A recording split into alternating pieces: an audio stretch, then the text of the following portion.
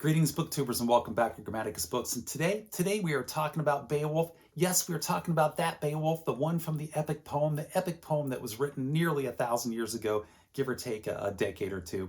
And we're going to talk about how Beowulf is, in fact, the original sword and sorcery hero. He is the first sword and sorcery hero, at least in the Western tradition. In addition to that, I just finished up this poem last week, and as I was concluding the poem, it struck me as to how much of Beowulf has made it out of Beowulf and into the works of J.R.R. Tolkien, which shouldn't be all that surprising, but particularly into one of the works of J.R.R. Tolkien, and we'll talk about that here too today. So Beowulf, what is Beowulf? If you're not familiar with Beowulf, it's an epic poem. It was written in England approximately in the year 1000 AD. It was written in Old English, and it is one of the first works of Old English that we have. And it is contained within the Noel Codex. There is only one copy of the poem of Beowulf. It's in that codex, and they believe it was written around 1000 AD. However, they think that that is a copy of the original poem, which they think could go back to 700 AD when it was originally inscribed. And it's a poem that details the heroic feats of its main character, who is Beowulf, of course, who was living in the 5th or 6th century AD in Scandinavia. He's a Gate. He's a Gate from Gateland. And Gateland and the Gates are simply a Germanic tribe that was living in southern Sweden, Gateland, at that time. So the poet who wrote the poem, he's simply known as the Beowulf poet. They don't know who he was. I have a theory on it. I think he was a Christian monk. Now, this is just my theory, but I think there's a good chance that he was a Christian monk living in a monastery in medieval England, who had heard all these tales of heroism from his Saxon ancestors, who would have had a contact with all these people who were living over there in Gateland prior to coming over and settling in England. But I think he was a Christian monk. And so he's recording these pagan tales of this pagan hero, but since he's a Christian monk, he had to infuse it with Christian elements as well. And you do have quite a bit of Christian elements worked into this poem of 3,182 lines. That's how long the poem is.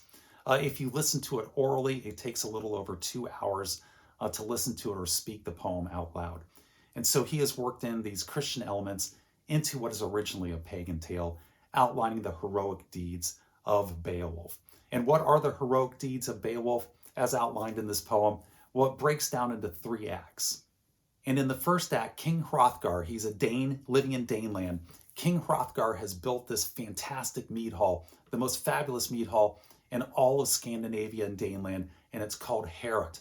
But this fabulous mead hall has attracted the attention of a monster, a giant ogre by the name of Grendel. And Grendel comes in the middle of the night, he breaks in the doors of this mead hall, and he goes in and he slays the shield Danes and the spear Danes of Hrothgar, tearing them limb for limb, gathering them up a dozen at a time, and then walking out the door and devouring them. And he has instituted a reign of terror down upon King Hrothgar. Beowulf, our hero over in Gateland, hears of this king's woes and decides to travel the seas in order to seek fame and fortune and slay Grendel. So he travels to the mead hall Heorot and King Hrothgar, and there he meets Grendel. But he refuses to fight Grendel using his weapons, because Grendel comes in and fights with his hands. Beowulf will meet him hand to hand as well. He's not going to take a unfair advantage, a dishonorable advantage.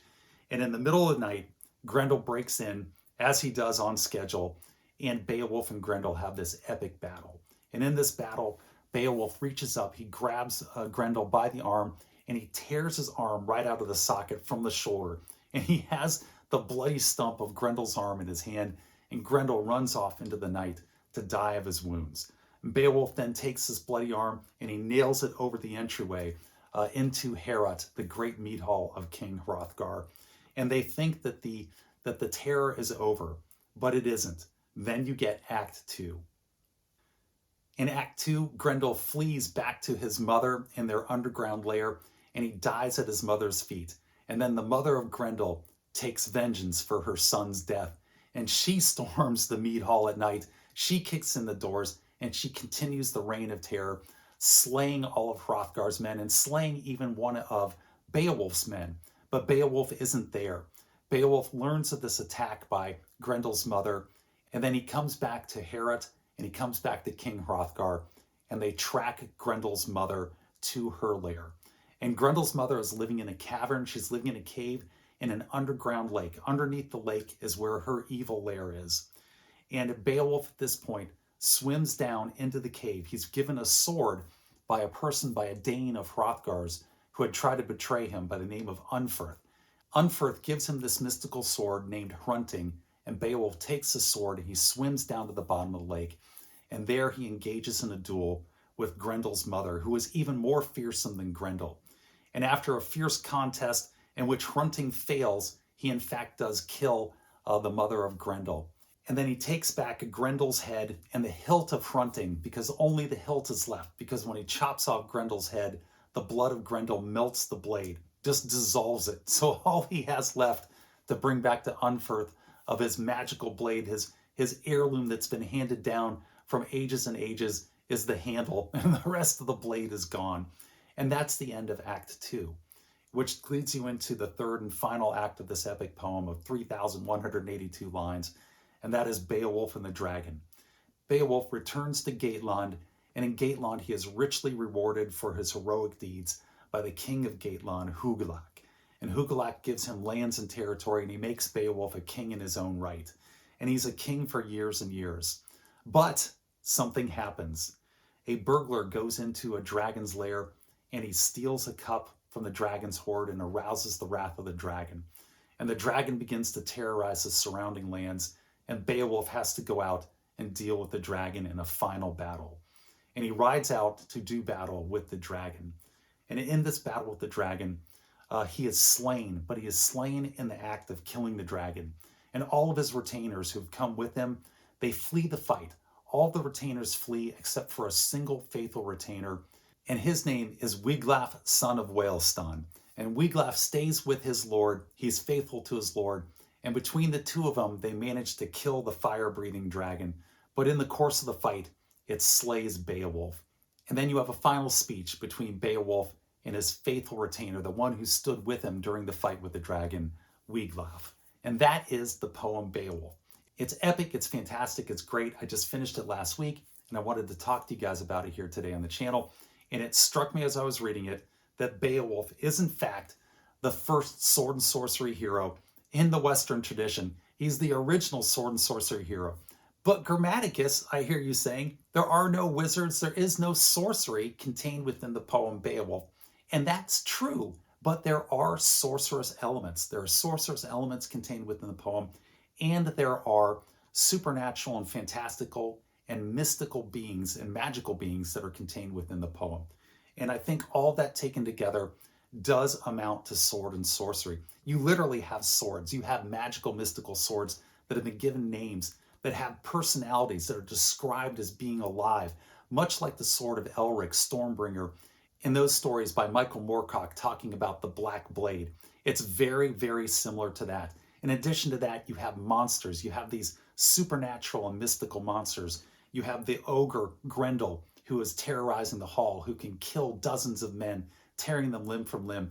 You have Grendel's mother, who is a giant troll herself. And then at the end of the story, you actually have a fire-breathing dragon, which I say when you have a fire-breathing dragon, that is an element of sorcery within itself. And you have these magical swords. You have the sword Hrunting, and you have another magical sword that also appears in the story. In the fight with Grendel's mother, the sword Hrunting fails him, it breaks. Beowulf has to grab another sword, a giant sword, a sword forged by giants that is also a mystical sword. And how do you get mystical magical swords? You have to enchant them. And how do you enchant swords? With what? Say it with me. With sorcery, making Beowulf the original sword and sorcery hero. And it's a great, great epic poem. Now, the poem itself is written in a very archaic style. It's over 1,300 years old, potentially, and it is rather stilted to read. It doesn't read and flow as well as, say, Cain the Mystic Swordsman here by Carl Edward Wagner, or any of the tales of Conan. It's very stilted, but it is a time portal. It's a time portal back to the ancient days of Scandinavian heroes, and you just can get inside of the heads of these people and see what they believed and what they were thinking and how they told these stories. And it is absolutely fantastic. But in addition to that, the final battle between Beowulf and the fire-breathing dragon that concludes the poem is absolutely wonderful. It is fantastically written. And I would say that that battle is written as well as anything that you're going to read up here. It's as fantastic to read. It's as enthralling to read as anything here on the shelves behind me. And it is written in such just a poetic and epic mode that it's a fantastic read, that final battle there. And for that alone, it's worth picking this up and going through and reading it. And in fact, I would say don't read it. It was never meant to be read. This poem, Beowulf, it was meant to be listened to. It was meant to be listened to late at night with a roaring fire in a mead hall as your day was winding down, and a bard or a poet would get up and he would recite this line by line, all 3,182 lines by memory, and it was meant to be heard.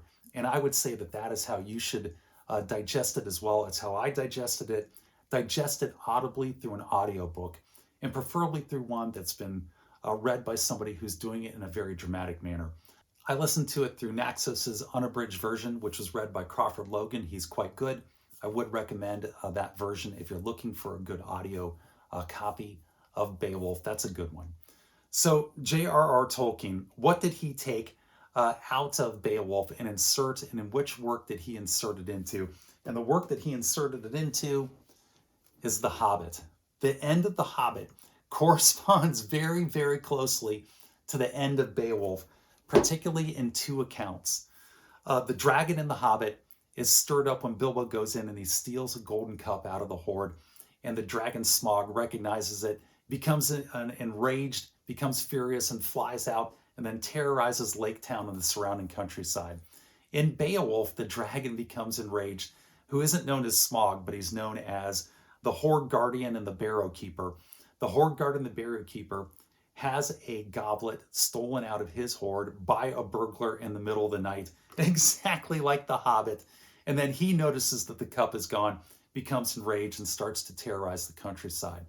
In addition to that, when Beowulf is dying and his last faithful retainer is with him, Wiglaf, son of Wælstan, the conversation between King Beowulf and Wiglaf is very, very reminiscent of the conversation between Thorin, king under the mountain, and Bilbo as Thorin is dying of his wounds in the final battle of The Hobbit here by J.R.R. Tolkien. It is very, very similar, with one notable difference, with one big difference.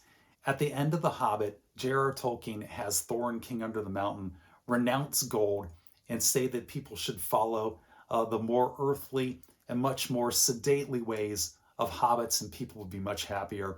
Whereas the Beowulf poet has Beowulf act in completely the opposite manner. Beowulf instructs Wiglaf to go into the dragon's barrow and carry out as much of the gold as he can so that he can lay eyes upon the treasure hoard before he dies.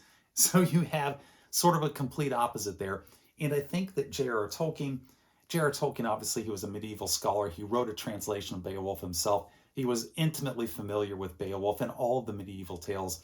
And I think he took that line, I think he took that scene, and he put it here into The Hobbit, but he changed it, and he changed it for the better here when he had Thorin renounce gold and renounce wealth. I think J.R.R. Tolkien, he read that scene out of Beowulf, and he says, I can make it better, and he could make it better, and he did make it better in his ending here. But a lot of Beowulf gets taken out of that epic poem and does wind up, particularly in the end of The Hobbit there, by J.R.R. Tolkien. Now there's another book here I want to show you guys. This is The Book of Swords by Ben Booz. It is Swords and Artist's Devotion. And in here, Ben Booz has rendered a couple of those mystical and magical swords out of Beowulf, the epic poem. And I'm going to show them to you guys. This is a wonderful book. It is a graphic book. It's meant to be looked at. It's not a book that goes into a lot of depth and detail about the swords and history of swords, but it's more of a visual feast. So here Ben Booz, he has drawn Hrunting, the sword that was given to Beowulf by Unferth, the sword that failed in the fight with Grendel's mother, and then directly under Hrunting is the sword that was forged by the giants, the sword that was successful and was able to slay Grendel's mother. And then on the next page here, The bottom two swords are Hrunting and the giant sword. And just look at how beautiful they are. And this whole book is just filled with illustration after illustration of these fantastic swords. I do highly recommend this book. And in this, he also writes down the tale of the swords as Beowulf is fighting Grendel's mother. So in here, Ben Booz has written down or has recorded a part of the poem here, the part where Beowulf is fighting Grendel's mother, and it's describing the swords. And it is absolutely epic. It's legendary. It comes across as absolutely legendary. And I'll read it off to you guys here. It was not the worst of mighty weapons which Hrothgar offered for his need. Hrunting they named the hilted sword. Of old-time heirlooms it was easily best. Iron was its edge, all etched with poison and with battle blood hardened. Never had it faltered at fight, and the hero's hand that held it. Not for the first time, this, that it was destined for a daring task. With a mighty stroke he swung the sword, and that seemly blade sang on her head, its war song wild, but the warrior found the light of battle loath to bite. Its hard edge failed the noble at this time of need, the first time, this for the gleaming blade, that its glory fell. But that's not over. That's not the end of Beowulf, because amid the battle gear saw he a blade triumphant, a sword of giants with edge impenetrable, a warrior's heirloom, a weapon as unmatched as the monsters who had wrought it. He seized the sword and so wrathfully smote that the blade pierced her flesh and she sank dead to the floor. And that's a taste there of a little bit of the epic, legendary prose that you get there in Old English by the Beowulf poet, and is why this poem is so classic, why it's such a great read and a great listen, and I do recommend it. But with that, I've talked long enough. I've talked probably far too long, and I'm going to wrap this one up and say take care, be safe, and I will catch you guys next time.